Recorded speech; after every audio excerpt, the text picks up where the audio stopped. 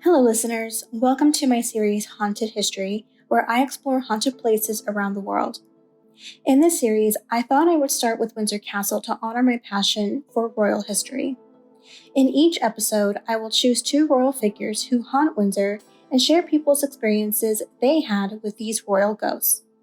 So sit back, relax, and enjoy this series by For the Love of History. Windsor Castle has been home of royalty for centuries. It is known as the oldest and largest castle in Europe. Ghost stories have been told about Windsor since the 16th century. According to People magazine, quote, "With centuries of history behind these walls, it's no surprise that King Charles, Prince William, and more share their castles and palaces with some ghostly residences." End quote. Royal residents have shared with sources that Windsor is home to many ghosts, including King Henry VIII, King George III, a young guard who unalived himself on the Long Walk, and King Charles's grandmother, Elizabeth. Adding to Windsor in the 15th century, Edward III designed a chapel which we know today as St. George's Chapel. Many British monarchs are buried in there, including Edward IV, Henry VI, Henry VIII, Jane Seymour, Charles I, Edward VII, Queen Alexandra, George V, Queen Mary, George VI, Elizabeth, the Queen Mother, Princess Margaret, and the late Queen Elizabeth II with husband Prince Philip, Duke of Edinburgh.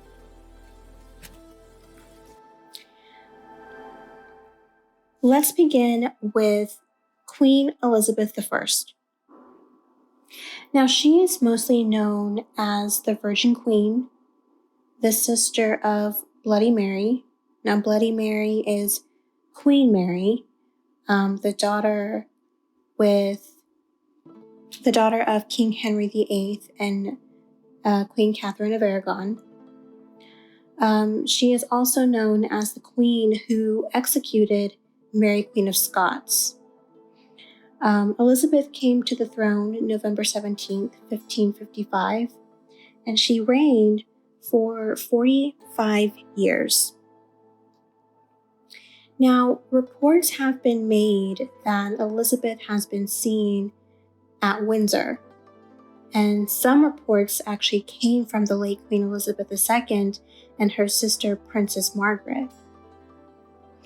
So according to them, Elizabeth tends to appear in the library wearing a black dress. And it said that typically before she appears to anyone, that person will hear heavy wooden footsteps, almost as if it's introducing her presence.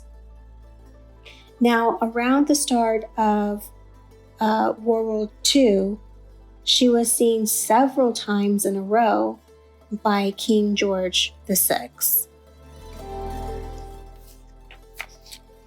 Moving on to King George III, on January 29, 1820, George III passed away at Windsor. He had reigned for almost 60 years. And he had struggled with mental illness for some time, and by 1810 was pronounced permanently insane. During his struggle, he retreated from public life to deal with his illness, which has been speculated to have been porphyria, a defect of the blood that causes mental illness. His wife, Charlotte Sophia, would care for him until his death. And then his son, King George IV, would inherit the throne. Now, it's said that he can be seen in the room above the library, where he had once retreated from the public, and reports say that he can be seen looking out the window.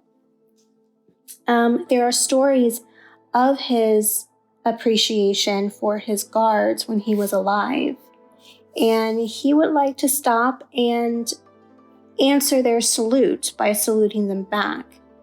And so when he passed, his body was actually displayed. He wasn't buried right away. His body was displayed at Windsor for a short time before he was buried. And one of the guards on duty at the time when his body was displayed had walked by the king's window and had to stop and take a little bit of a harder look. And he noticed that he was looking at the spirit of the king. And out of respect, the guard emotionally saluted to the king's spirit, and the king saluted back and then disappeared.